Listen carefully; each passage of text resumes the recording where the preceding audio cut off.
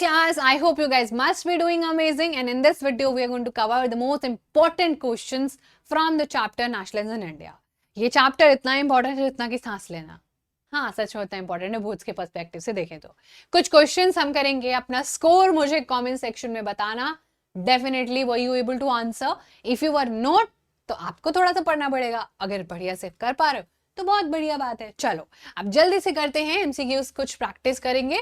First question आ गया आपके screen पर. हाँ जी एवरीवन. सो ये अगर आप कर पा रहे हो तो मतलब आप बढ़िया है. When was actually the first war that started? कितने साल चला था? 1 साल, 2 साल, 3, 4? 1914, 1915, 1916, 1918. इसके ऊपर हमारे पास एक हिंट है. इसके जस्ट 1 साल बाद ही गांधी जी इंडिया वापस आ गए थे.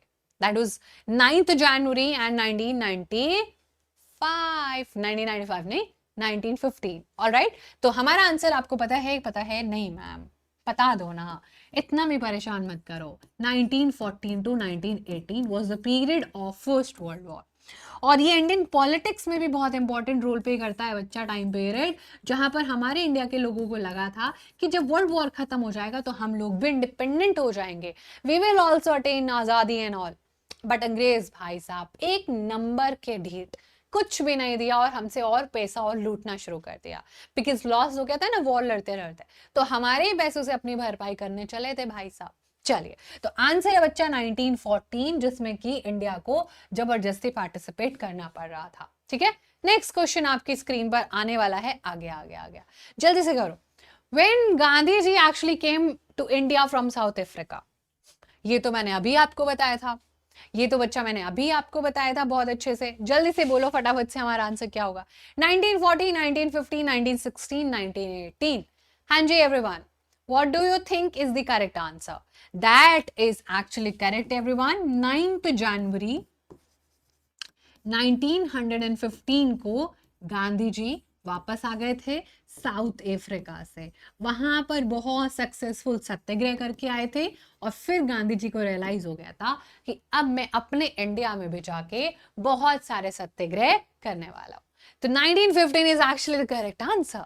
वर you able to answer this? चलो नेक्स्ट क्वेश्चन है. Why did Gandhi ji organize satyagraha in 1917 in Kheda district of Gujarat? हाँ, 3 सत्याग्रह गांधी जी ने करे थे, बट why in खेड़ा? क्योंकि वो प्लांटेशन वर्कर को सपोर्ट करना चाहते थे. वो हाई रेवेन्यू के खिलाफ बोलना चाहते थे. वो वर्कर्स उनके जो मिल में काम करते थे उसको सपोर्ट करना चाहते थे. या जो डिमांड थी लोड्स के फार्मर्स की उसके बारे में बात करना चाहते थे. खेड़ा डिस्ट्रिक्ट और अहमदाबाद में इशू था कॉटन मिल वर्कर्स का, और चंपारण में इंडिको का इशू था. तो बचा कौन सा? फार्मर से रिलेटेड कुछ तो है. तो कहां पर हमें फार्मर्स दिखाई दे रहे हैं? उन फार्मर्स से बच्चा जिनसे हाई रेवेन्यू डिमांड कर रहा था. रेवेन्यू मतलब टैक्स. हमारे पेशेंट से उनके पास पैसा ही नहीं था, तब उनको घर पे जाके बोलते थे पैसा दे दो हमें. कहां से दे दे हम? पैसा नहीं है हमारे पास पैसा. ठीक है. चलो देन बताओ जल्दी से आंसर. पढ़ने की भी जरूरत नहीं है क्वेश्चन को, इतनी बार मैंने आपको पढ़ा दिया है. चंपारण का इशू मुझे बताएंगे सभी प्यारे से बच्चे. चंपारण में क्या इशू हो रहा था बच्चा बाड़ी? What was the issue in the Champaran? Indigo कहीं दिखाई दे रहा है ऑप्शन में? इंडिगो तो नहीं दिखाई दे रहा है. बट इंडिगो क्या होता है? ब्रिटिश लॉ होता है. इंडिगो लैंड रेवेन्यू था. इंडिगो ऑपरेशन मिल वर्कर्स का तो नहीं था, लेकिन इंडिगो प्लांट होता था. एंड इस प्लांटेशन सिस्टम में काफी ऑपरेशन था. ऑपरेशन इन द सेंस बहुत बुरा होता था लोगों के साथ जो आपके इंडिगो का खेती करते थे, नील की खेती करते थे. तो चंपारण में गांधी जी ने उन लोगों को बहुत ज्यादा सपोर्ट किया, विच ऑब्वियसली अंग्रेजों को नहीं पसंद आया. एंड दे वर लाइक आपकी आवाज तुम दबा देंगे. चलो नेक्स्ट हमारा क्वेश्चन है साइमन कमीशन इंडिया क्यों आया था? देखते हैं कौन इस क्वेश्चन को कर पाएगा. Will you able to do this question? Simon Commission India क्यों आया? अच्छा, इसके बारे में अब आपको अपेरेंटली कुछ चीजें हैं जो याद रखनी है. एंड दैट इज माय बच्चाड़ी. आपको याद रखना है क्या? अरे भाई चेक माय चेक. 1928 में आया साइमन कमीशन.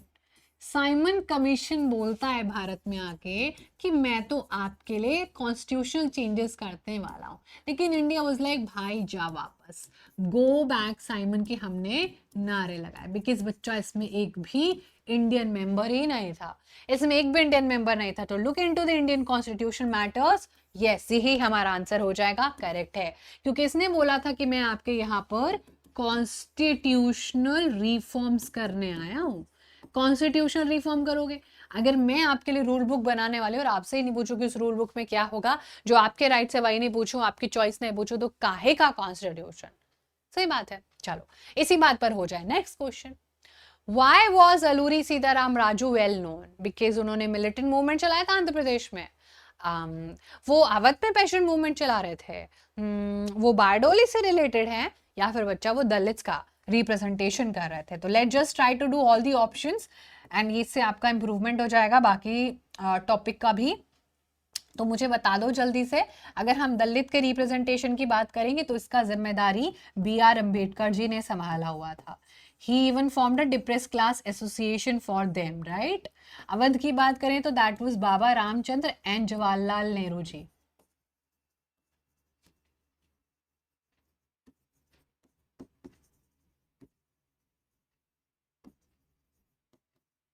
ठीक है, then we will come forward with this part, जो कि बारडोली में हमें सरदार वल्लभ भाई पटेल, वैसे हमारा सिलेबस का है नहीं, बट एनीवेज, और हमारा आंसर एक ही बचता है। आंध्र प्रदेश में उन्होंने क्या किया था, गुरीला वॉरफेयर किया था, गुरीला की तरह अटैक किया था।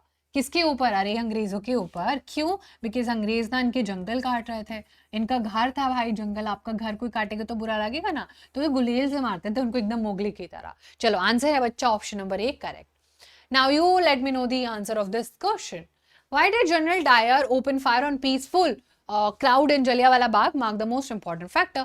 वो इंडियंस को पनिश करना चाहते थे, वो रिवेंज लेना चाहते थे, जो लोग मार्शल लॉ को तोड़ रहे थे, वो दुनिया को एक टेरर और भयभीत करने वाला हमारा एक डरावना सा हादसा इंडियंस के दिमाग में डालना चाहते थे, या वो सिर्फ क्राउड को भगाना चाहते? क्राउड को भगाने देते तो लुत्ता लोग मरते रहे, उसने क्राउड को भागने भी नहीं दिया। एक बड़े चारों तरफ में बड़ी बड़ी दीवारें थी बाग में, तो लोग नहीं भाग पाए। सो दैट वाज बच्चा हमारा फीलिंग ऑफ टेरर एंड ये सब क्रिएट करने के लिए। ये तो आप आराम से कर लोगे आंखें बंद करके। What kind of movement was launched by the tribal patients of Gudem hills in Andhra Pradesh? Was it satyagraha? नहीं मैम, वो तो गांधी जी ने किया था। इसमें तो हमें आंध्र प्रदेश में नहीं जाने का जरूरत पड़ा, इसमें तो हम नॉर्थ इंडिया में ही थे।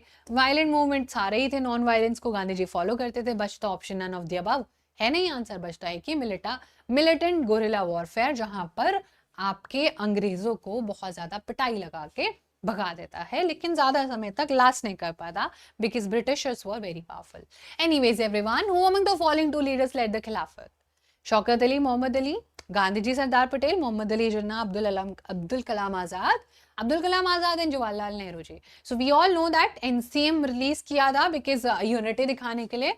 तो दो ब्रदर्स थे who were actually questioning the Khilafat issue that was happening in the Ottoman empire, जिसका हेड मुस्लिम इस्लाम था। तो उनका यूनिटी, इंडिया में भी मुस्लिम रहते थे, उनका यूनिटी को कंबाइन करने के लिए Gandhi ji teamed up with Shaukat Ali and Mohammad Ali, which we all know. ये बहुत इंपॉर्टेंट है बच्चा, बोर्ड्स पर्सपेक्टिव से क्वेश्चन।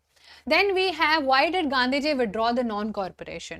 जल्दी से बोलो, गांधी जी ने नॉन कॉर्पोरेशन को क्यों विड्रॉ किया था? This is our last question also.